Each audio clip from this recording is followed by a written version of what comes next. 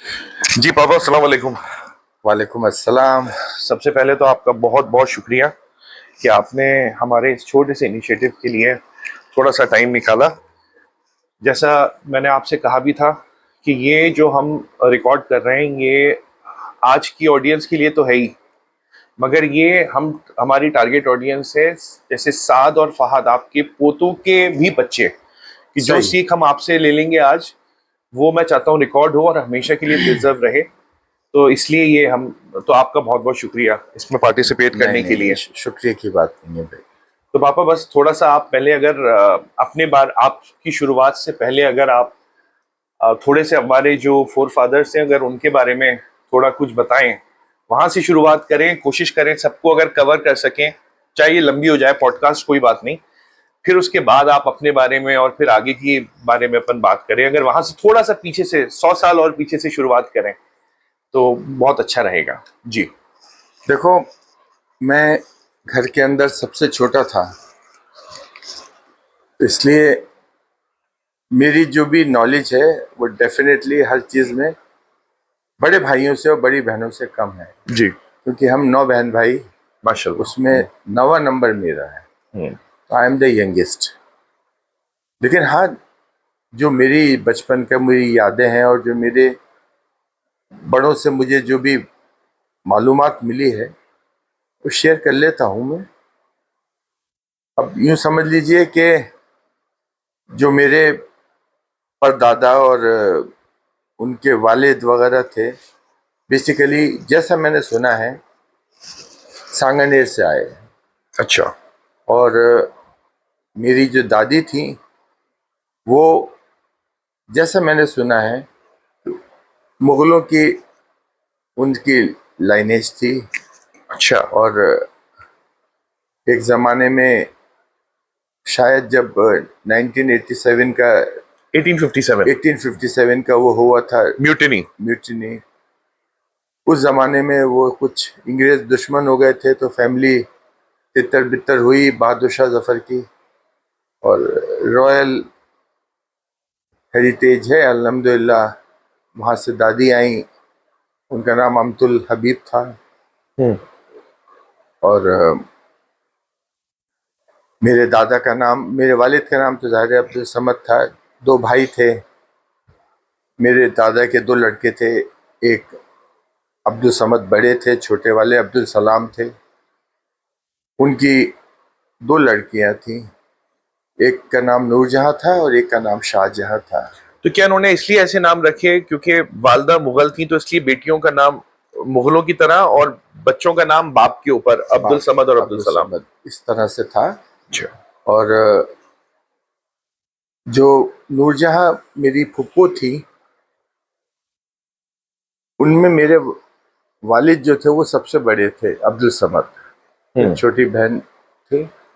और जो मेरे चचा थे अब्दुल सलाम, वो अपनी उसमें फैमिली में छोटे थे।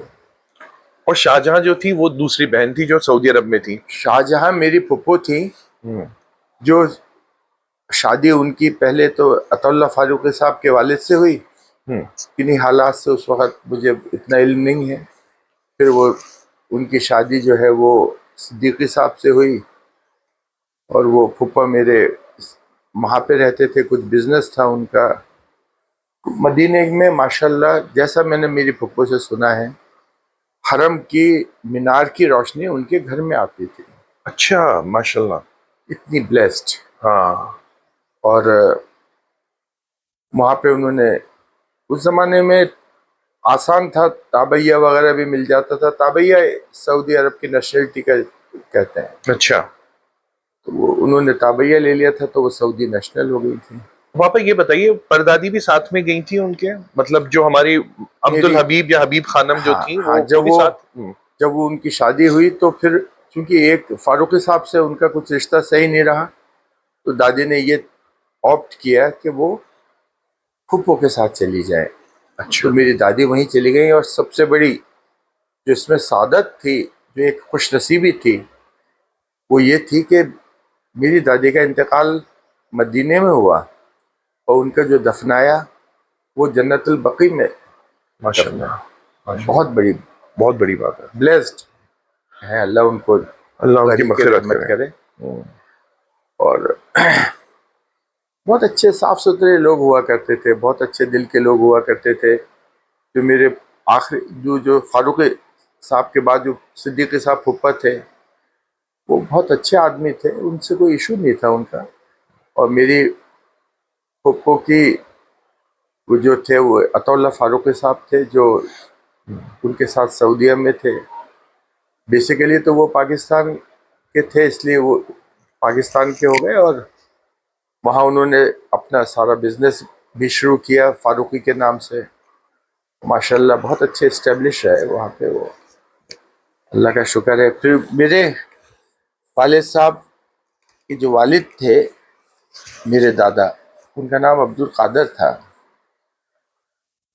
मैं थोड़ा सा तुम्हें पहले ये बता दूं कि अब्दुल कादर से जो वालिद थे वो नूर मोहम्मद थे, और फिर उनसे जो बड़े थे वो महबूब बख्श नाम था उनका, मैं थोड़ा सा रिकलेक्ट नहीं कर पा रहा, क्योंकि मुझे ये सुना था मैंने कि ये जो हमारी जौहरी बाजार वाली पुश्तैनी दुकान थी दादा की, ये एक ज़माने में GR तो भाजन ने रखा है, मेरे भाजन हम हमारे वालिद को कहते हैं, तो उन्होंने रखा। और पहले इसका नाम महबूब बख्श नूर मोहम्मद के नाम से दुकान थी ये, क्योंकि भाजन जी जो थे मेरे वालिद, उनको हर चीज़ दुकान जो बिजनेस करते थे वो जी से करते थे।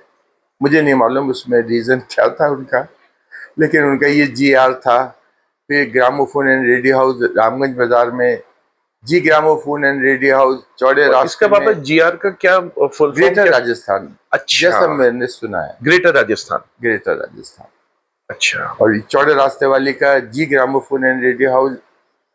इसके अलावा उन्होंने ये अपने बिजनेस बच्चों को, मेरे बड़े भाइयों को देने के बाद, अपना एक छोटा सा ट्रेडिंग बिजनेस उन्होंने, जहां मैं बड़ा हुआ तिलक नगर में, वहां शुरू किया। तो उसका नाम भी जनरल ट्रेडिंग रखा, जनरल ट्रेडिंग कॉर्पोरेशन। मतलब जी उनके लिए लकी था। जी उनको लिए जी, लकी था। अच्छा, या अच्छा, उस जमाने में इतना हाँ। हम लोग क्यूरियस भी नहीं होते थे, पूछते भी नहीं थे। और लेकिन हाँ, ये मुझे मालूम है कि एक जी उनका लफ्ज से शुरू करते थे वो बिजनेस। आप अब्बा हुजूर पे आए, मैं आपको थोड़ा सा और पीछे दोबारा लेके जाऊंगा। तो ये बताइए, अब्दुल कादर साहब का भी आपने एक दफा मुझे यादें बताया था, कुछ बिजनेस था रंगून में, या थोड़ा सा वो अगर आप कवर कर सकें। देखो, सांगनेर से आए थे ये मेरे दादा, कागजी मोहल्ले से, जैसा मेरी इल्म में है। और उनका जो था, माशाल्लाह, वो जयपुर के और सांगानेर के बहुत रईसों में से थे। और जैसा मैंने सुना है कि उनका जहाज चलते थे पानी के ट्रेडिंग के लिए। उस जमाने में ये जो बर्मा था ना, रंगून, जिसे अब म्यांमार कहने लग गए लोग बाग, ये ऑयल भी यहीं से निकलता था। और उस जमाने का सऊदी अरब था वो। अच्छा, बर्मा ऑयल, बर्मा शेल, ये सब बर्मा में सारा होता, तो वहां पे उनका बिजनेस होता था। ओके। और बड़े वफादार लोग होते थे उनके। जब उनका सुना है मैंने कि जब वो बिजनेस में कहीं उनका कोई जहाज वगैरह तूफान में खराब हो गया, डूब गया, बहुत बड़ा लॉस हुआ, तो लोगों ने कहा कि तुम दिवालिया हो जाओ, बैंकरप्ट डिक्लेयर कर दो, मत दो लोगों को पैसे। उन्होंने कहा नहीं। उन्होंने इनकी जो जयपुर में प्रॉपर्टीज थी, उन्होंने वो बेची और उन्होंने सबको चुकाया है। और हाल ये था कि एक 11वीं का वो अब्दुल कादर जिलानी, उनका नाम भी अब्दुल कादर था मेरे दादा का, और एक अब्दुल कादर जिलानी बुजुर्ग जो है, जिनके नाम से 11वीं की फातह होती है, उसको वो बहुत ही रिलीजियसली उसको फॉलो करते थे। और सबसे बड़ी बात ये थी कि जयपुर के जितने भी मुसलमान होते थे, सबको ओपन दावत होती थी कि सब आओ और खाओ। ये सबसे बड़ी बात थी।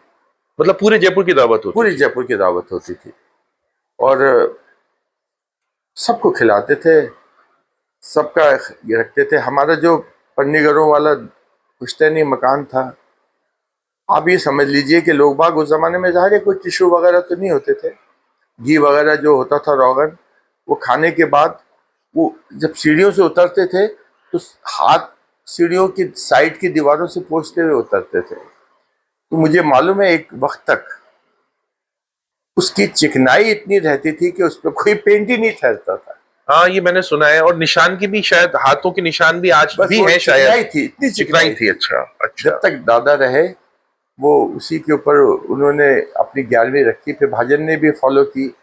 भाजन के बाद मेरे जो बड़े भाई थे अब्दुल अजीज साहब, मंजी कहते हैं हम उन्हें, उन्होंने भी उसको आगे अच्छा बढ़ाया, अच्छा आगे बढ़ाया। अच्छा अच्छा। लेकिन बेशक वो दादा तो पूरे जयपुर को करते थे। स्केल बहुत ज्यादा होगी, फिर उसका जयपुर भी बहुत बड़ा हो गया होगा। मुख्तसर करने लग गए। हम्म जो फैमिली के थे, खानदान के थे, हम्म उनको बुलाने लग गए। लेकिन वो चलता रहा एक अरसे तक। वो हमारा घर 62 में, अगर मैं गलत नहीं हूं तो, वैसे मैं पैदाइश तो मेरी हुई लाडी जी के खुरे के नीचे। मेरे वालिद ने मेरी माँ के लिए बनवाया था मुमताज महल। वो अपना पुश्तैनी घर अपने छोटे भाई को देके और इधर आ गए मुमताज महल में। मुमताज महल में, लाडी जी खुरे, रामगंज तो ये बाजार के। मुमताज महल का नाम मुमताज क्यों था? मेरी वालदा का नाम था एजाज फातिमा।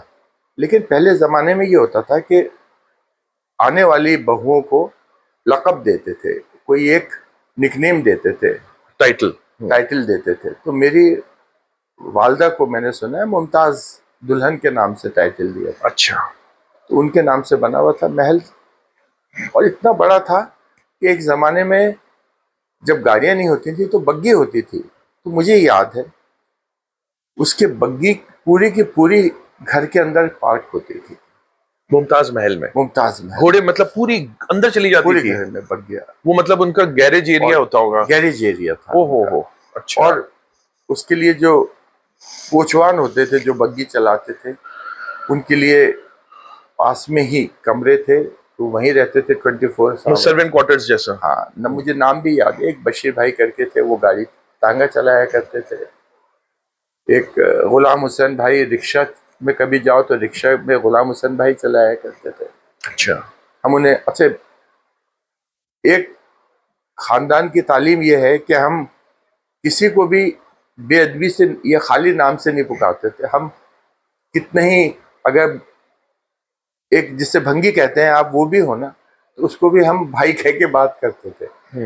हमारे घर पे बाल काटने के लिए नाई आते थे तो हम उन्हें महमूद भाई कहते थे। तो गुलाम हुसैन भाई, बशीर भाई, महमूद भाई। और एक ये जो जयपुर की बहुत मशहूर 4 दरवाजे में दरगाह है, मौलाना साहब की दरगाह, इसके सज्जादा नशीन थे। सज्जादा नशीन यानी जो उनकी लाइनेज में जो सक्सेसर है। थे, हाँ हाँ। वो थे पीर जी कहते थे उनको। वैसे तो लोग बाग, बदरुद्दीन नाम था। और रामगंज बाजार में उनकी हिकमत की दुकान भी हुआ करती थी। अच्छा। जो जयपुर के मुफ्ती थे अहमद हसन साहब, उनके बराबर में होती थी। तो वो पीर जी को भी एक घर दे रखा था। उस जमाने में पीर जी की कोई उनके भाई से चल रही थी, तो वो भी वहीं रहते थे। घर में इतने लोग रहते थे और इतने काम करने वाले सब वहीं रहते थे कि ऐसा भरा पूरा घर रहता था। तो पापा इसके लिए, जैसे मैंने सुना है आप ही से, कि इसके लिए हमारी दादी बड़ी गरीब नवाज थी और वो बहुत ज्यादा ख्याल रखा करती थी।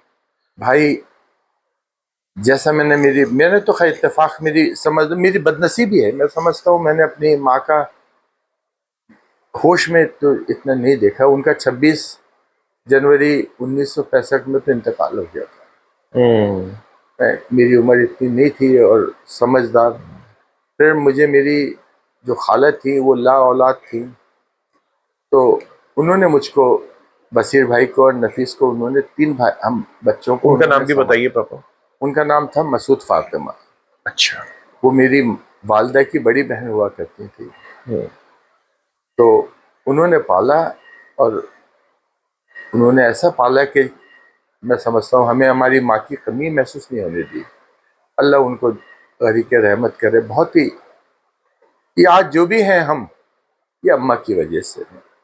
उस ज़माने में सेंट जेवियर्स स्कूल में पढ़ाया, उस ज़माने में मुझको पढ़ाया, बशीर भाई को पढ़ाया, नफीस मेरी बड़ी बहन है उसको पढ़ाया, सब किया। अम्मा को शौक था पढ़ाने का बहुत ज़्यादा। जयपुर की थे वो लोग भी? मेरी जो वालदा थी और जो मेरे ननियाल था, जैसा मैंने सुना है, एक मेरठ के पास एक गांव है इचोली, हम्म। इचोली से थे वो। मेरे एक ही मामू थे, तीन मेरी उनकी नाना की और लड़कियां थी, जिसमें से सबसे बड़ी तो थी ये मसूद फातिमा, जो जिन्होंने मुझे खाला, जिन्होंने मुझे पाला। उसके बाद मेरी माँ थी एजाज फातिमा, और उसके बाद जो छोटी थी वो थी महमूद फातिमा। महमूद फातिमा मेरी खाला थी, जिनकी शादी नसीराबाद के शहर काजी साहब से हुई थी। अच्छा अच्छा। जो शहर काजी थे ना, वो वहाँ हुई थी। वो तो नसीराबाद रहती थी। और मेरे एक मामू थे बस, उनका नाम पाकिस्तान चले गए थे वो, मेरे होश में तो मैंने नहीं देखा। हाँ, उनकी वो हैं बेटी, उनसे भाजन जी ने शादी की थी, मेरे बड़े भाई साहब डॉक्टर अब्दुल समी साहब से। अच्छा, मानी पुप्पो की बात कर रहे हैं आप? फातिमा। अच्छा, उनके वालिद जो थे, उनके वालिद मेरे सगे मामू थे। वो भी काफी पढ़े लिखे थे, मैंने बहुत सुना। पढ़े लिखे थे, एजुकेशन डिपार्टमेंट में थे। ये सही है कि मुझे इसके बारे में ज्यादा मुझे होश में नहीं पता कुछ भी, लेकिन जो बात कह रहा हूँ मैं सुनी हुई बात कह रहा हूँ, अल्हम्दुलिल्लाह। जी। भाई, वालिद साहब जो थे मेरे, अब्दुल समद साहब, उनका जयपुर में बहुत जबरदस्त नाम था। ये मैं इसलिए नहीं कह रहा कि वो मेरे वालिद थे, जयपुर के एक बहुत मशहूर हस्तियों में से थे। उन्होंने, जैसे मैंने सुना है, 27 साल तो शायद उन्होंने जयपुर के, एक चौकड़ी थी रामचंद्र जी, जयपुर जो था वो चौकड़ियों में बटा हुआ था। अच्छा अच्छा। एक चौकड़ी रामचंद्र जी कहलाती थी। ये पूरा रामगंज और आसपास का इसका इलाका जो था, इसके वो इलेक्टेड वो रहते थे कॉर्पोरेटर, जैसे इसे आज के ज़माने में पार्षद बोलते हैं हिंदी में, म्युनिसिपल काउंसिलर। Municipal councillor. अच्छा। तो माशाल्लाह उन्होंने वो रहते हुए बहुत लोगों को नौकरियां दिलवाई हैं, बहुत अच्छे काम किए हैं। हमारी दुकानें, मैंने जैसे पहले कहा कि वो सब जगह थी, फाइनेंशियली उनको कोई ज़रूरत नहीं थी। और उस ज़माने में जो लीडर होता था, वो लीडर ऐसा होता था जो सही मानों में कौम का खैर ख्वाह होता था। उसका कोई मतलब कोई अपना अपॉर्चुनिटी बनाना है या कोई ऐसा नहीं होता था, उसका मकसद खिदमत होता था। तो खिदमत खल्क वो करते थे माशाल्लाह। उनकी उस खिदमत की वजह से ही जो चीफ मिनिस्टर थे, उन्होंने जब उन्होंने वो इलेक्शन नहीं लड़ा, तो उन्होंने कहा आप ऐसा करें, एक उस ज़माने में जो आज जेडीए है, उस ज़माने में वो यूआईटी होती थी, अर्बन इम्प्रूवमेंट ट्रस्ट। अच्छा उसका उन्होंने नॉमिनेटेड मेंबर बनाया अच्छा। भाजन को। और हमारा घर तिलक नगर में था, 62 में हम आ गए थे यहाँ पे। तो भाजन को ये दिक्कत होने लगी कि जेडीए जो था वो बिरला मंदिर के दूसरी तरफ था, और बीच में टीला और पत्थर के पहाड़ से था। टीला मतलब क्या होता है, थोड़ा टीले सा? टीले कहते हैं जो मिट्टी के ड्यून्स होते हैं, सैंड ड्यून्स, अच्छा, सैंड ड्यून्स थे। उनको टीला कहते हैं। अच्छा। तो उन्होंने उसको वहाँ रहते हुए यूआईटी में उसको रास्ता निकलवाया, जो रास्ता आज भी है। ये लिंक करता है शांति पथ पे तिलक नगर के और उसका, जो बिरला मंदिर के साथ जा रहा बिरला है, मंदिर के साथ जा तो ये अब्बा हुजूर का बनाया हुआ रास्ता है? ये उन्होंने निकलवाया, क्योंकि घर घर वहां था। हाँ। शिवाजी मार्ग तिलक नगर में था, हम्म तो उनको सहूलत रहे, तो उन्होंने ये रास्ता निकलवाया। तो फिर उन्होंने पार्क भी, एक शिवाजी पार्क के नाम से था, उन्होंने वो पार्क भी डेवलप करा। और पार्क में उन्होंने बहुत सारी पेड़ लगाए, खुद लगाए, बहुत पर्सनल देखते थे। और जो उसका हौज बनाया, वो हौज उन्होंने ऑर्डिनरी हौज नहीं बनाया, बल्कि उसको एक मछली की शेप का बनाया। बिल्कुल सही है जी। और उसमें मछलियां वगैरह उन्होंने छोड़ी। एक बहुत ही कंस्ट्रक्टिव और क्रिएटिव काम करते थे, जो हमारा घर था तिलक नगर में, माशाल्लाह 1000 मीटर में घर था वो। ओहो। उसमें सारे भाई रहते थे। तो अल्लाह का शुक्र है हम सब वहीं बड़े हुए। मेरी स्कूलिंग जो है वो सेंट जेवियर्स से हुई। फिर बाद में राजस्थान कॉलेज में था मैं। भाजन जी को देखते हुए मैंने सोचा कि एक इलेक्शन मैं भी लड़ूं कॉलेज का। अच्छा।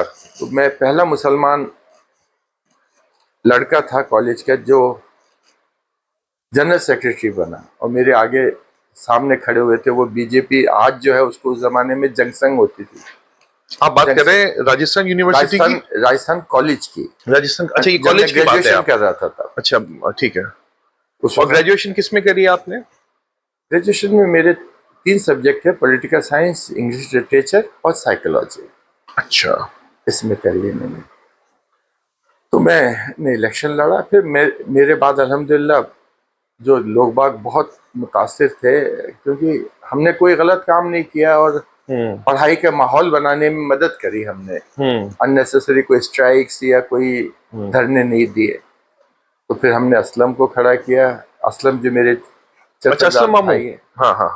फिर उनको इलेक्शन लड़ाया, फिर वो भी जीते अच्छा। अल्हम्दुलिल्लाह। फिर 77 में मुझको जब इमरजेंसी डिक्लेयर कर दी, तो काम कराने के लिए ये था जो वाइस चांसलर वहाँ पे यूनिवर्सिटी का, उन्होंने मुझे नॉमिनेट किया as a president of Rajasthan university. ये किस सन की बात बता रहे हैं? 77 77 की।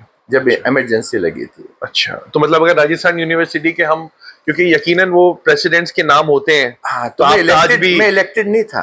अच्छा अच्छा, मैं नॉमिनेटेड थे। नॉमिनेटेड था भाई। नॉमिनेटेड थे आप। फिर मुझे हमारे उर्दू तो मेरे पास नहीं थी, लेकिन मुझे उर्दू की जबान से हम्म। बहुत उनसियत, और प्रोफेसर जो थे मोहम्मद जैदी साहब थे, और फ़ख्र इस्लाम, इस तरह के थे लेक्चरर जो उस ज़माने में प्रोफेसर्स थे।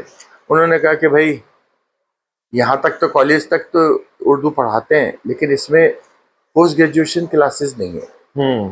तो उसकी कोशिश करो। तो मैंने कहा ठीक है। फिर हम जो राजस्थान यूनिवर्सिटी के सेक्रेटरी और वीसे का बंगला है उसके सामने हम धरने पे बैठे। अच्छा। हमने कहा कि हमारे लिए उर्दू डिपार्टमेंट खोलो यूनिवर्सिटी में? यूनिवर्सिटी में। तो फिर उन्होंने हमारी मांग मान ली कि चलिए, लेकिन अब आप ऐसा कीजिए, कम से कम 20-25 स्टूडेंट तो लेकर आइए, सही बात है। हाँ तब जाके डिपार्टमेंट चलेगा। जो मिनिमम उसका नॉर्म है वो हाँ तो पूरा कीजिए। हाँ। शहर में जगह जगह घूमे उस जमाने में, लोगों को कहा कि यार किया है तुमने उर्दू में तो आओ जाओ एमए भी कर लो।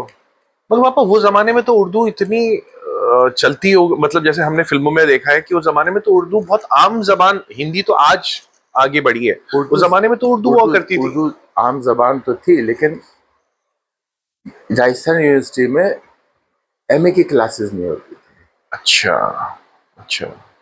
तो हमने वो करी। फिर बहरहाल फिर मैंने एलएलबी करी, लॉ किया। वो मैंने करी थी इसमें एलबीएस कॉलेज से मैंने लॉ किया। अच्छा पापा, आप और अपने, मैं आपकी जर्नी से पहले मुझे आपसे सिर्फ 2 चीजें और आपको मैं चाहता हूं, फिर आप अपना कंटिन्यू करिएगा। एक तो आप जो है हमारे नाना के बारे में भी थोड़ा सा, क्योंकि वो आपके चाचा के अलावा आपको एक और रिश्ता था, थोड़ा सा हाँ उनके हाँ बारे में हाँ, बताइए। नहीं फिर अपन आगे आपकी जर्नी देखो, के बारे में बात करेंगे। मैं तुम्हें बार बार ये बात कह रहा हूँ कि वो जो दौर था ना, वो दौर इंसानों का था और शरीफों का दौर था। एक डिसेंसी हुआ करती थी, जनरली सब में होती थी। मैं ये नहीं कि कोई मेरे रिश्तेदार है तो मैं उसके लिए बूस्ट करूं, सब में होती थी। जो मेरे चचा थे भाजन जी का, तो ये जैसे मैंने अभी बताया कि वो तो थोड़ा सा उनकी एक्टिविटीज़ अपने बिजनेस के अलावा इलेक्शन में और दूसरे सोशल वर्क में ज़्यादा थी। चचा मेरे थोड़े से महदूद थे अपने दायरे में। उनको ये जो दुकान है जामा मस्जिद के नीचे, जीआर, उस ज़माने में जीआर जनरल स्टोर कहलाती थी ये, और ऐसी नाम वाली दुकान थी कि जहाँ पे कुछ भी नहीं मिले जयपुर में कोई भी चीज़ आपको ऐसी चीज़ हो जो आपको कहीं नहीं मिल रही, तो जीआर पे मिल जाएगी। दो ही मशहूर दुकानें होती थी, एक तो ये थी और एक आगे थोड़ा सा चमेली मार्केट थी, वो भी मुसलमानों की थी, वो होती थी। तो चचे जान हमारे बहुत शरीफ आदमी, बहुत नेक आदमी, बहुत डाउन टू अर्थ आदमी। पूरा मैंने उनको पूरे वक्त साइकिल पर ही देखा। हालांकि अगर फाइनेंशियली बहुत। माशाल्लाह कोई कमी नहीं, हम्म बहुत प्रॉपर्टीज उनके पास, अल्लाह ने उनको बहुत नवाजा। हम्म और लेकिन डाउन टू अर्थ आदमी थे, तो साइकिल पे रहे। फिर उन्होंने अपने बच्चों को स्कूटर दिला दिया, लेकिन उन्होंने खुद ने हम्म साइकिल पे रहे। और एक प्रॉपर्टी उनकी थी आमेर में, वो बना रहे थे होटल। हम्म तो वो चाहते थे कि, वो कहते थे कि मेरी बेटी जो है बड़ी फरहा, कि देखना इसको होटल बनाऊंगा, और मेरे लिए कहते थे तुम्हें मैनेजर बनाऊंगा। अच्छा अच्छा। और फिर तुम ये भी बच्ची होटल में घूमेगी ना, तो जो इंग्रेज आएंगे वो उठा उठा के प्यार करेंगे इसको। तो उसी के अच्छा। लिए, नक्शे के लिए वो आमेर के जो फोर्ट है हम्म उसके ऊपर जा रहे थे, ये देखने के लिए कि हम्म कैसे नक्शा बनाऊं उस जयपुर हेरिटेज जो उसके अंदर वो लाना इंस्पायर होने के चाहते, लिए। इंस्पायर होने के अच्छा अच्छा। लिए। तो शायद उसी की वजह से उनको अटैक आ गया है, हार्ट पे, और 2-4 दिन में फिर उनका इंतकाल हो गया। लाजवाब आदमी, इसमें कोई शक नहीं। बहुत अच्छे, बहुत केयरिंग, और बच्चों से बहुत मोहब्बत करने वाले। उनके भी इत्तेफाक से 9 ही बच्चे थे, मेरे भाजन के भी 9 ही बच्चे थे। हम, अल्लाह का शुक्र है। तो बहुत शरीफ आदमी, बहुत अच्छे लोग। हमने ये सारी बातें उनसे सीखी हैं, और बड़ों छोटों का अदब उन्हीं से सीखा है। गुरु जी का बहुत अदब करते थे छोटे भाई। मैंने देखा है गुरु जी को। अगर जी हाँ पापा, तो आप वो बता रहे थे कि बड़ा दौर था अदब और मोहब्बत का, और वो एक मिसाल थे अपने भाई को जिस तरीके से वो इज्जत करा करते थे अब्बा हुजूर की, हमारे नाना। तो उनसे बहुत बहुत सीखा आपने। जी। बिल्कुल सीखा मैंने। मुझे याद है एक दफे हमारी जो रामगंज वाली दुकान पे बीच में एक जगह हुआ करती थी, जिसको गद्दी कहते थे, सेकंड फ्लोर पे।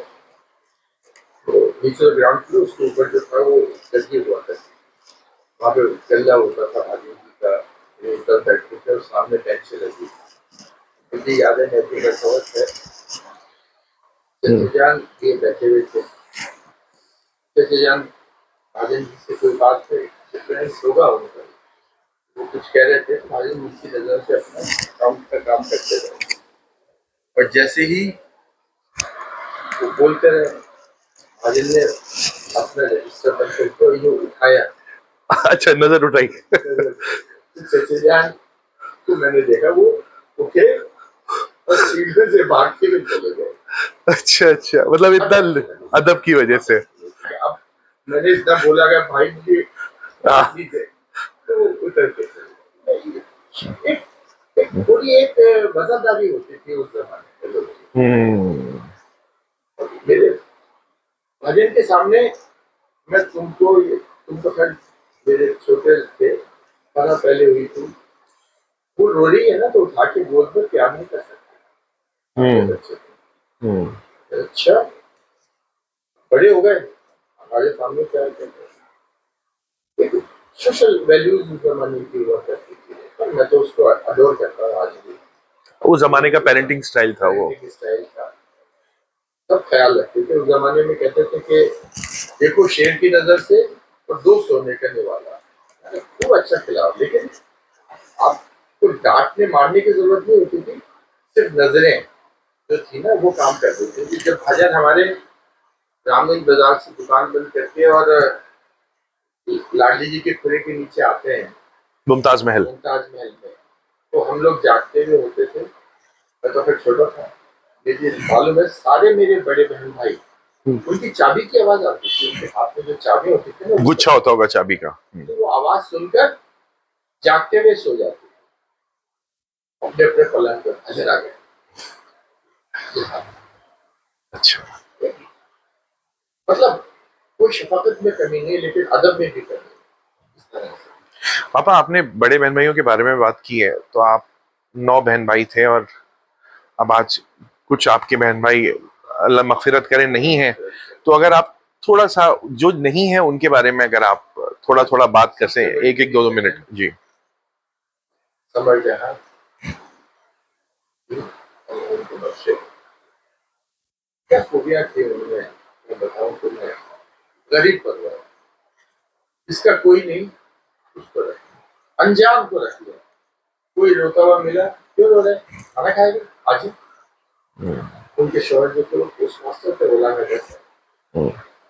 बोला रहता था। उनकी शादी हुई थी यहाँ पे मुस्तफा गोटे वाले मशहूर फैमिली थी, वहाँ पे खंडार के रास्ते जैसे मुस्तफा गोटे वाले साहब तो खुद ले जाए, किसी को भी रख ले, किसी को भी खिला ले। और ऐसे नहीं एक वक्त, अगर किसी के पास अभी रहने की जरूरत है तो ये कहते खुद बाद में खाए, पहले उसको खिलाए। लाजवाब। फिर उसके बाद में हमारे भाई के कबीर पड़ा था, अपनी कबीर साहब, उनको भाइयों ने चौड़े रास्ते में प्रेम प्रकाश के सामने उस जमाने में थिएटर होता था, उसके वहां पे दुकान की। उनको थोड़ा सा शौक था इसका, फिल्मों का और ड्रामों का। तो वो बीच में दुकान अपनी छोड़ के उन्होंने आगे करने के लिए बंबई चले गए थे। तो वो हमारे बहनोई को संभलवा गए थे दुकान। मेरी बहनोई जो थे वो मंजी से छोटी बहन है हुसैन अफरोज, जिन्हें हम बी कहते हैं। अच्छा, बी का नाम ये है। हुसैन अफरोज। अच्छा अच्छा अच्छा। हाँ। तो कर दिया। और जो हमारे बड़े भाई के बाद जो भाई थे वो मंजी कहते हैं ना, मुझे उनका नाम अब्दुल अजीज साहब था। उनका भी एक अपना रहने का और जिंदगी का एक लाइफ स्टाइल। हम्म। गाड़ियाँ, बहुत नई नई गाड़ियाँ मंजी के पास। मंजी के पास एक ऐसा लाइफ स्टाइल था। वो जाते थे तो बाजारों में हॉर्न बजाते हुए फिर कुछ लोग बाग इंतजार करते थे कि अजीज साहब गुजरेंगे। और एक अलग ही उनको दुकान भजन ने संभलवाई थी। ये रामगंज बाजार बाबा जी के पुरे के सामने ग्रामीण बाजार, वो उनको संभलवाई थी। उनका अपना एक तरीका था।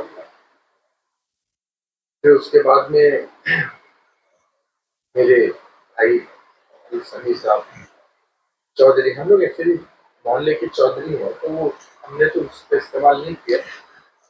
पंडीगढ़ों के हम मोहल्ला जो है हमारा वर्ग साधारण था, उसके चौधरी। पापा, एक और मैं थोड़ा सा आपको वो डाइग्रेस हो रहा हूँ, मगर ये चौधरी भी हैं, फिर हम शेख भी हैं और हम कुरैशी, मतलब ये मैं समझा नहीं, इतनी सारी कैसे कास्ट है हमारी सारी। ऐसा है, हम शेख तो जैसे मैंने मेरे वालिद के नाम की प्लेट पे देखा है, तो शेख तो हम है ओरिजिनली।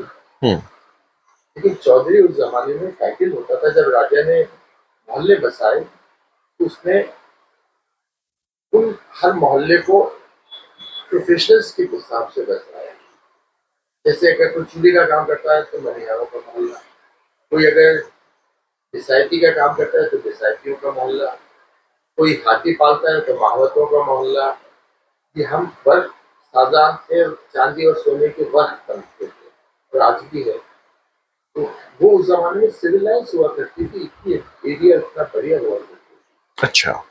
तो वहां पे उस मोहल्ले के हमारे दादा को चौधरी बनाया था। आप चौधरी हो, मतलब चौधरी का मतलब गिवन टाइटल, मतलब हेड ऑफ।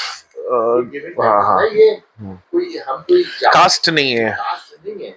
हाँ हमें हाँ। टाइटल मिला था चौधरी। और पापा, कुरैशी का क्या है, मतलब अगर शेख हैं तो फिर कुरैशी। इसलिए कहने लग गए कि जो एंसेस्टर्स आए थे हमारे, वो कुरैश से ताल्लुक था, अरबों के कुरैश थे, जो रसूल अल्लाह का ही जो ट्राइब था ना, उससे। तो इसमें वो ये जो अब आजकल तो कसाई लगाने लग गए, हर आदमी कुरैशी है। हम कसाई मैंने पूछा था मेरे फादर से, अरे हम ये भी मना कर दिया, ऐसा नहीं।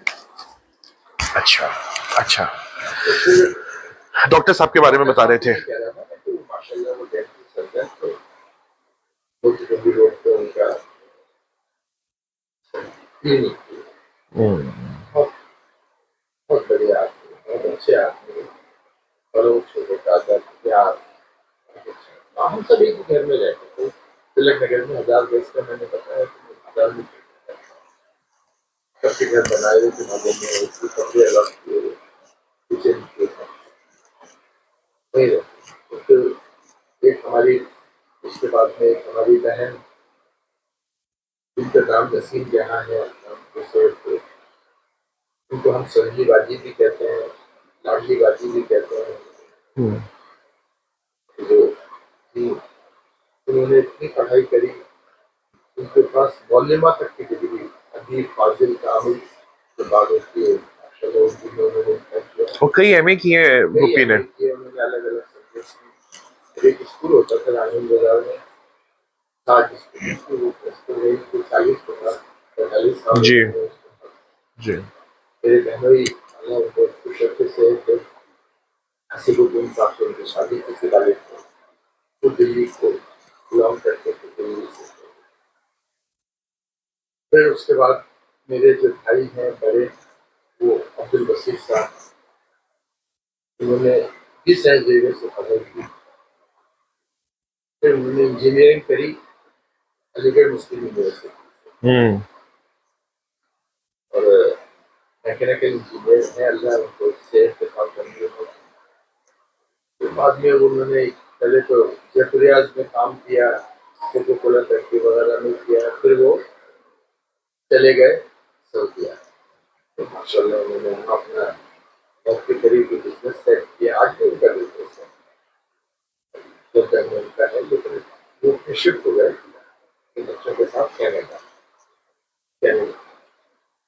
और फिर उसके बाद मेरी बहन नफीस, वो भी पोस्ट ग्रेजुएट में माशाल्लाह। अच्छा माशाल्लाह। अभी ग्रेजुएशन यहाँ से किया है, तो माशाल्लाह। मेरे भाई साहब जब अलीगढ़ में थे तो उनकी दोस्ती हो रही थी एक इंजीनियर साहब से, उनका नाम सरदार खान था, रामपुर की। तो वो उनको लगा कि ये बहुत अच्छे आदमी है, हाफिज कुरान भी थे, इंजीनियरिंग के साथ। मतलब ये दो चीजें, दीन और दुनिया, इतना मैंने इतना कॉम्बिनेशन देखा नहीं। तो वो कहने लगे कि इससे शादी हो जानी चाहिए मेरे किसी रिश्तेदार की। तो बहन की शादी कर दी उन्होंने। मेरी जो बड़ी बहन है नतीज, शादी हो गई, तो उनकी भी सर्विस यहीं पर ही लगे, तो वो गाँव में यहीं रहे। थे वो रामपुर के वैसे। तो वो मैंने भी LLB की, जैसे मैंने बताया। जी। और फिर आप इलेक्शन आपने लड़ा। इलेक्शन लड़े, उसके बाद में फिर पापा आप थोड़े वो भी तो बताइए लोगों के, आप आर्ट एंड कल्चर सोसाइटी से भी बहुत जुड़े हुए थे और थिएटर्स वगैरह करते थे। हाँ, जब मैं पढ़ रहा था उस जमाने में मुझको भी शौक था मूवीज का फिल्मों का। मूवीज तो देखी भी नहीं हमने। अच्छा। हमारे क्योंकि मूवी के लिए ये होता था कि कैसे हो, भाजन जी जो थे हमारे, वो खिलाते तो बहुत अच्छे थे, लेकिन कोई ऐसे पैसे नहीं देते थे। हम साइकिलों को घुमा करते थे, और बहुत ही अच्छी जिंदगी गुजारी हमने, रफ एंड टफ जिसे कहते हैं। फिल्में देखी हमने, ये था कि बस ऐसे ही शौक था एक्टिंग का। एक्टिंग का। रविंद्र मंच पे बहुत सारे ड्रामे किए। अच्छा। बहुत सारे ड्रामे किए रविंद्र मंच पे, लेकिन शौक नहीं, उसको कभी हॉबी से आगे नहीं बढ़ने दिया। कभी ये नहीं सोचा आपने कि लाओ मैं बॉम्बे जाऊं हीरो बनने के लिए? ने मुझे बहुत इंस्पायर किया कि यार तुम जाओ, तुम फिल्म बन रही है अशोक, उसमें ऑडिशन दो। नाना ने कहा आपसे? अच्छा। मैंने पसंद नहीं किया। मैंने लॉ कर लिया 82 में। लॉ करने के बाद मैं प्रैक्टिस में भी आ गया, और फिर प्रैक्टिस के साथ साथ मैं अपने इनकम जनरेट करने के लिए ट्यूशन भी पढ़ाता था। तो मुझे मिल गए हमारे सेंट जेवियर्स स्कूल के टीचर, वो रिटायर हुए थे, उनका नाम रणबीर सिंह जी था। तो कहने लगे यार बारी कुछ करो। तो उस जमाने में हम बहुत इज्जत करते थे हमारे स्कूल सेट कर लेते हैं। तो मैंने उनके साथ मिलके मैं फाउंडर मेंबर हूँ, एक स्कूल है यहाँ पे सेंट एडवर्ड्स के नाम, बहुत बड़ा स्कूल है आज के टाइम पे। जवाहर नगर में रूट किया। उनके बच्चे जो थे वो आयुर्वेद आचार्य कर रहे थे, वेल्थ का कोर्सेज कर रहे थे। सुधीर सर। तो मैं इस बीच में मेरी तस्लीम से शादी भी हो गई थी, तस्लीम को भी ले जाते और हमने एस्टेब्लिश किया। वो कहते थे कि तुम मेरे स्पिरिचुअल सन हो, ये तो बायोलॉजिकल है, तुम spiritual हो। उनकी निभाया है उन्होंने हमेशा। उनकी जो वाइफ थी आंटी, उन्होंने अपने बच्चों से ज्यादा मुझसे और तस्लीम से प्यार किया। बहुत अच्छे लोग हैं सारे। हाँ पापा, तो फिर मतलब आप ये करते थे अपने फिर शादी का बताइए कि थोड़ा सा शादी का बताइए। मैंने जैसे कहा कि वालदा का इंतकाल 27 में हो गया। मैं सबसे यंगेस्ट चाइल्ड था अपने घर का। तो मैंने जैसे ग्रेजुएशन किया तो शायद वालिद को लगा तो देना चाहिए, तो मैंने सोचा कि घर में ही मेरी बात तस्लीम से बेहतर की और हमारी शादी हो गई। तो क्या है, उनके लिए तो जो भी कहूँ जितना भी कहूँ।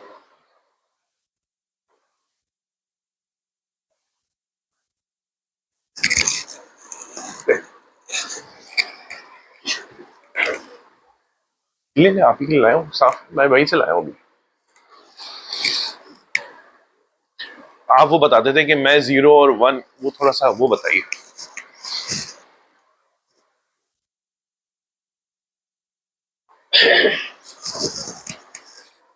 आराम से आराम से।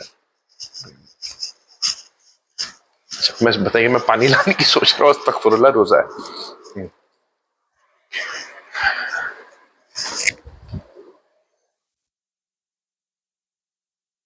तस्लीम अब इस वक्त मैं तस्लीम के लिए यही कह सकता हूँ क्योंकि उनका इंतकाल हो गया 1 साल पहले। तो मैं ज़्यादा इमोशनल हूँ, लेकिन हाँ, पापा अच्छी बात याद करें, अच्छी बातें बताएं। हाँ कहावत है वो सच है कि हर कामयाब आदमी के पीछे एक औरत का हाथ होता है, और तस्लीम वो औरत। मैं जाहिर है अल्लाह ने पाला बगैर माता था। तस्लीम ने मुझे बहुत ही मोरल सपोर्ट किया। लाइफ के बहुत सारे अप एंड डाउन आए, लेकिन तस्लीम ने उसको बहुत इज्जत के साथ निभाया। तस्लीम खुद एक पोस्ट ग्रेजुएट थी और बहुत पढ़ी लिखी, बहुत हाथ की जबरदस्त काम करने वाली, सिलाई बुनाई कढ़ाई की मास्टर। मैंने ऐसी लेडी नहीं देखी कोई, हकीकत मैंने ऐसी लेडी नहीं देखी। वो भी दीन और दुनिया का कॉम्बिनेशन जैसा दोनों था उनमें भी। बहुत नेक, बहुत नमाजी और बहुत दीनदार और बहुत ही मेहमान नवाज। आप ये समझ लीजिए, मैं आपको थोड़ा सा आगे ले जाऊं अगर, तो सऊदी अरब में हम जब चले गए तो हमारे पास में लोग बाग आते थे रमजानों में, इतना अफोर्ड नहीं कर पाते थे कि हज के दौरान, और 3-3 महीने आके वो हमारे यहाँ रुकते। छोटा सा घर था अपना, याद है आपको, 2 कमरों का। और 2-2 फैमिलियां आ जाती थी, मेरे बहनोई भी आ जाते थे, वो अपने साथ किसी को ले भी आते थे। एक फैमिली पहले से रह रही होती थी। मुझे याद है मेरी बेटी जो समिया, वो हुई थी 2 दिन बाद, रमजान शुरू हो गए और लोग बाग आने लग गए। 2 दिन की जच्चा, शायद कोई और औरत हो तो वो मुझसे कहे, लेकिन और हम ऐसे रखते थे। मेरा तो हर रोज एक सामान लाने तक का था, लेकिन घर को संभालना, खाना खिलाना और ऐसे रखना कि आदमी 3 महीने तक ये फील करे जैसे एट होम। बाकी सब मैं आज भी सल्यूट करता हूँ ऐसी लेडी को। मैंने अल्लाह उनको जन्नत दे।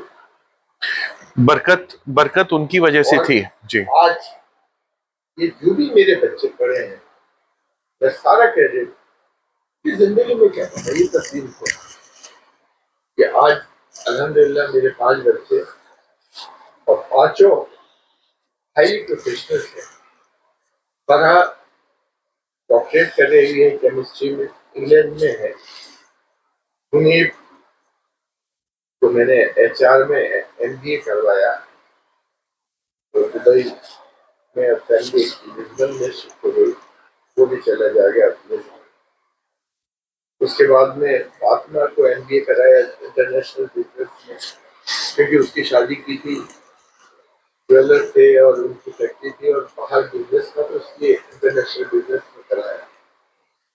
फिर मेरा लड़का दूसरा कोई लड़के में अब्दुल मोहसिन, उसको मैंने इंजीनियरिंग करवाई। मैंने भी कहा कि तुम इंजीनियरिंग करो इलेक्ट्रिक और आईटी में, ये इसका स्कोप कभी खत्म नहीं होगा।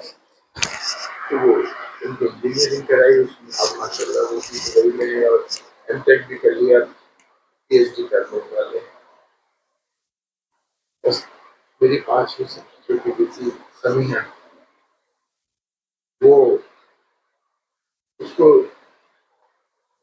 बीडीएस करवाया, उसके बाद उदयपुर से एमडीएस करवाया और जो स्पेशलाइजेशन करवाया वो ऑन्कोलॉजी, उनके कैंसर, जयपुर के महात्मा देश में भगवान महावीर कैंसर में वो ये लोगों को लत है गुटके उसके किडनी की चीजों की, तो तुम्हारा कैंसर वो भी दुबई के हॉस्पिटल में, गवर्नमेंट हॉस्पिटल में। दुबई के कि जो आज बच्चे हैं, मेरी तो पेरेंटिंग क्या है, कहते हैं ना कि पहली माँ की गोदी पहली मदरसा है, सब तस्वीर की होती है, तो पूरा क्रेडिट उसको देता हूं। वो चली गई, कर सको मुझे तो बदल, अल्लाह मग़फ़िरत करे उनकी। आज जो भी है सब कुछ उन्हीं का है। और कितना अच्छा वक्त गुजारा पापा, आप उनकी पुरानी अच्छी बात भी तो याद, मतलब 50 साल में कितना आप, अल्लाह ने आपको उनका साथ दिया और कितना माशाल्लाह उन्होंने आपका साथ निभाया हर तरीके से, हर फ्रंट पे। वो उन्हीं के सहारे चलता था वो। मैं तो अपने आप को मानता था जीरो। और एक गाना है उसमें ये था कि एक घर में बच्चे थे 9, उनमें झगड़े थे 100, इस तरह करके वो गाना है। सबसे छोटा जो बच्चा था वो जीरो था, हाँ, कुछ भी नहीं। उसको फिर एक दफे एक मिल गया तो वो 9 को छोड़ के 10 हो गया, तो वो 10 हो गया था, सिर्फ तस्वीर की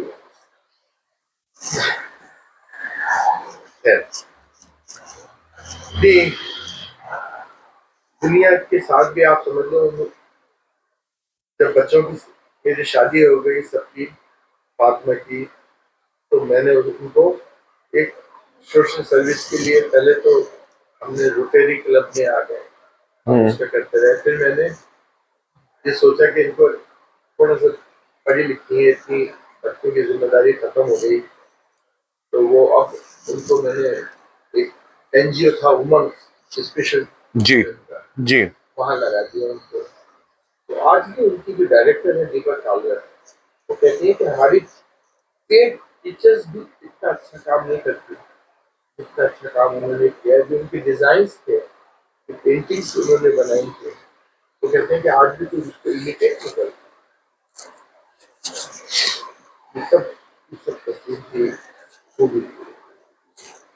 उनको बस, मुझे तो ये लगता है कि ब्रेन ट्यूमर हो गया था, इसकी वजह से शायद तुम भी चली गई, डायबिटीज हो गई थी। इतनी कंसर्न थी एक एक आदमी के लिए, एक एक रिश्ते के लिए। मैंने ऐसी लिखी भी थी, इसलिए मेरी नजर में नहीं कहीं भी मेरी फैमिली मैं शायद बहुत ब्लेस्ड हूँ कि इतना अच्छा था। बेशक बेशक अल्लाह जी। की बहुत सारी खूबियाँ हैं, बहुत सारी बातें हैं, बताऊँ तो बहुत लंबा काम हो जी जाएगा। पापा, आप बताइए थोड़ा सा और आपकी जिंदगी के अंदर क्या चैलेंजेस आए, कैसे आपने ओवरकम किया, थोड़ा सा अगर ब्रीफ में बताएं। क्या जिंदगी की सीख अगर आप कुछ समराइज कर सके तो थोड़ा सा वो बताएं। देखो, भजन जो थे हमारे, उस जमाने की तरक्की ये थी कि आप, जैसे मैंने शुरू में कहा था, वो खाओ पियो, लेकिन वो कहते थे कि अपनी मेहनत करो और अपनी जिंदगी बनाओ। मैंने आज भी घर में मेरे साइकिल रखी हुई है, जिसको लेके मैं स्कूल जाया करता था, सेंट जेवियर स्कूल, साइकिल पे जाता था। उस जमाने में 50 साल पहले। 50 साल साइकिल पे जाता, फिर उसी साइकिल से मैं कॉलेज जाता था, फिर उसी साइकिल से मैं लॉ करा में, उसी साइकिल से मेरे जो बच्चे हुए तो मैं और तस्लीम उसी साइकिल पे घूमा करते थे हम। और अल्लाह का शुक्र है, बच्चों को भी बिठा देते थे, फरा को भी बिठा लेता था साइकिल में, और हम उसी साइकिल पे घूमते थे। आज भी वो साइकिल रखी हुई है। रखी हुई है बिल्कुल। और बहुत लाइफ में, जैसे मैंने कहा कि ट्यूशंस भी करी मैंने अपनी लाइवलीहुड के लिए, और अपना घर चलाया। फिर बाद में मैं 83 में मेरे वालिद का भाईजान का इंतकाल हो गया। और उनका इंतकाल होने का मतलब ये था कि मुझे याद है, मुझे ये लगा जैसे किसी ने मुझे हाथ पकड़ के छत दे ली और आसमान के नीचे खड़ा कर दिया। भाईजान जी के जाने के बाद मेरा दिल नहीं लगा। जुलाई में इंतकाल हुआ उनका, और मैंने जाने की कोशिश कर रहा था मैं पहले से सऊदी अरब, कि मैं भी चला जाऊँ और कुछ सेट हो। बस भाई से कह रहा था तो मैंने वीजा भी ले लिया, वीजा नहीं लग रहा था, लेकिन अल्लाह ने ऐसा किया कि जुलाई में हुआ उनका, सितंबर में हज था, हज भी बस था। मैं हज अटेंड कर लिया। अल्लाह ने मेरे सारे जो नहीं हो रहे थे काम सारे कर दिए, और मैं सऊदी अरब चला गया। 14 साल में सऊदी अरब में रहा। 83 से 96 97 96 तक है ना। 14 दिसंबर 97 तक। तिलक नगर में आ गया। तो तिलक नगर में मैं कुछ साल रहा, तो मुझे लगा कि मेरे बच्चों की पढ़ाई में कोई कमी नहीं आ जाए। तो फिर मैं घर ले लिए थे एक को, मालवीय नगर में था, इसलिए मैंने ये फैसला किया कि मानसरोवर में बनाओ, क्योंकि यहाँ अच्छे स्कूल है सबसे अच्छे। तो हमने 3 महीने में, वो मेरे साथ आती थी स्कूटर एरिया सामने, और ये घर हमने 3 महीने में बना के नए फर्नीचर तैयार कर लिया, और फिर ससुर हमारे सबका एडमिशन करा दिया। हर चीज में तकलीफ है, कोई एक चीज ऐसी नहीं है जिसमें तकलीफ है। बेशक। अल्लाह का शुक्र है, अल्लाह ने इतना है कि मैंने अपना लॉ वापस शुरू कर दिया, और फिर मुझे मटेरियल लाइसेंस दे लिया मैंने अपने, देखिए उसमें कि अल्लाह ने उसी पैसे में बरकत दी, सबको पढ़ाया, सब बच्चों को हाईली प्रोफेशनल बनाया। और अल्लाह का शुक्र है, आज भी 2028 तक तो मेरे पास लाइसेंस है। अल्हम्दुलिल्लाह। शुक्र है उसका। इज्जत से गुजारा है, कुछ भी नहीं है, ऐसी अल्लाह ने इज्जत दी है कि सिर्फ एक कसरत करना है और आमदनी है। सही बात। मेहरबानी है शायद, उसके पीछे आपकी काबिलियत है, मतलब सिर्फ ये तो लोग कहते हैं, मगर काबिलियत और वो है मैं ये बिल्कुल। मानता हूँ कि मैंने लोगों को हज कराया है। ये 1 2 3 4 लोग नहीं है, मैं नाम लूंगा तो बहुत लोग हैं। तो जब मैं सऊदीया से आया तो मुझे ये मालूम था, अल्हम्दुलिल्लाह मेरा काला कोट टका हुआ है। मैंने नोटेरियल लाइसेंस के लिए अप्लाई किया, अल्लाह ने इज्जत रखी और मुझे लाइसेंस मिल गया। Notarial license basically non judicial magistrates होते हैं, बहुत बड़ी इज्जत की चीज़ होती है। वकील तो कोई भी हो सकता है, लेकिन नोटरी हर कोई नहीं होता। जी। तो उस नोटरी का लाइसेंस मिल गया, उसी से अल्हम्दुलिल्लाह सारा घर चलाया, तुम लोगों को पढ़ाया लिखाया। अल्लाह का शुक्र है ये काम हो गया। और मेरे भाईजान ने एक बात कही थी मुनीब, जो मैं हमेशा एक मैसेज के तौर पे तुम्हें भी कहता रहा हूँ, सब बच्चों को कहा है, और मैं चाहता हूँ आने वाली जनरेशन भी इस बात का ख्याल रखे। भाईजान मेरे जयपुर के नगर सेठ की तरह से रिप्रेजेंट करते थे महाराज साहब के पास। मेरे पास उनके इनविटेशंस भी हैं, उनकी ड्रेस की फोटोज भी हैं, जो वो जाते थे पहन के राजा के पास। तो उन्होंने कभी जहन में ये बात नहीं आ जाए कि मैं एक समझ साहब सेठ साहब का बच्चा हूं। उनको लोबक सेठ साहब ही कहते थे। तो उन्होंने मुझसे एक बात ये कही थी कि ये याद रखो भाई, तुम सेठ अब्दुल समद की औलाद तो हो, लेकिन सेठ नहीं हो। तुम अपने आप को मजदूर मानो। भैया मैंने तो ये बात को गिरह बना ली, और मैंने ये मान के चला कि मैं मजदूर हूं। मजदूर से मतलब डाउन टू अर्थ, बिल्कुल अपना लोगों से मिलने में कहीं कोई झूठी प्राइड, झूठी ईगो, इस तरह की कोई बात नहीं। एक हर बड़े का अदब, हर छोटे से प्यार, ये अपना एक जिंदगी का मकसद बना लिया। तो कोई दिक्कत नहीं है। मैं अल्हम्दुलिल्लाह एयर कंडीशन गाड़ी में रहता हूँ, एयर कंडीशन पूरा मेरा घर है, एक कूलर भी नहीं है, लेकिन मैं सड़क पे बैठ के काम भी करता हूँ। और हर 12 महीने में उमस में भी करता हूँ, लू में भी करता हूँ, और ठंड में भी करता हूँ। काम में मुझे कोई शर्म नहीं है, गलत काम करता नहीं हूँ मैं। भाजन ने एक बात और कही थी कि हमेशा याद रखो, जब भी पैसे लो तो अपनी मजदूरी के लो, किसी की मजबूरी के मत लो। वो आज भी फॉलो करते हैं। गरीब आता है तो उसको छोड़ देते हैं, वाजिब करते हैं काम, गलत काम नहीं करते। तो जिंदगी को आप उसूलों के साथ जियोगे तो इंशाल्लाह अल्लाह इज्जत देने वाला है। इज्जत और जिल्लत सब अल्लाह के हाथ है। उसने आज तक इज्जत दी और इंशाल्लाह आखिरत में भी इज्जत दे दे। बस ये दुआ है, अल्हम्दुलिल्लाह। पापा आप तो ये इनिशिएटिव जो हमारा है, आप को कैसा लगा और क्या कहना चाहते हैं आप इस बारे में, जो हम ये रिकॉर्ड कर रहे हैं, ये जो इनिशिएटिव है? ये बहुत अच्छा है। देखो ये हकीकत में तस्लीम का, मैं बताऊं तुम्हें, तस्लीम को मैं देखता था कि वो अपने, उनकी खूबी तो बहुत सारी है, उनमें उनकी खूबी एक ये थी कि वो मोनोलॉग कर लेते थे। मैं नहीं कर सकता, मैं मेरे लिए कह रहा हूँ फ्रेंकली, मैं नहीं कर सकता। जब तक कोई सामने नहीं बैठा हो मैं नहीं बोल सकता। उनकी वॉइस मॉड्यूलेशन, उनकी बात करने का तरीका, उनकी कंसिस्टेंसी बात की, मैं तो भूल जाता हूँ। 1 मिनट अगर कट हुआ तो मैं जहन से निकल गया मैं क्या बात कर रहा था। वो माशाल्लाह वहीं से शुरू करती थी, और मैं उनको कहता था तुम एमजे हो, मोबाइल जॉकी है। जैसे रेडियो जॉकी होता है ना, इस तरह मोबाइल जॉकी। तो ये उनकी आवाज़ों को, उनके इंतकाल के बाद ये महसूस किया तुमने, जो बहुत सही था, कि एक पॉडकास्ट होना चाहिए आने वाली जनरेशन के लिए, ताकि वो आपके लिए एक लिविंग डॉक्यूमेंट हो जाएगा वो, कि आगे आपने कैसे जिया और आपको क्या करना चाहिए। एक इंस्पिरेशन के लिए भी हो जाएगा, और एक आपकी हिस्ट्री के लिए भी हो जाएगा कि आप क्या थे, कैसे गुजरे। जिसे इंग्लिश में कहते हैं ना, फ्रॉम द हॉर्स माउथ। मेरी लाइफ को मैं खुद कह रहा हूँ, तो this is something like horse mouth.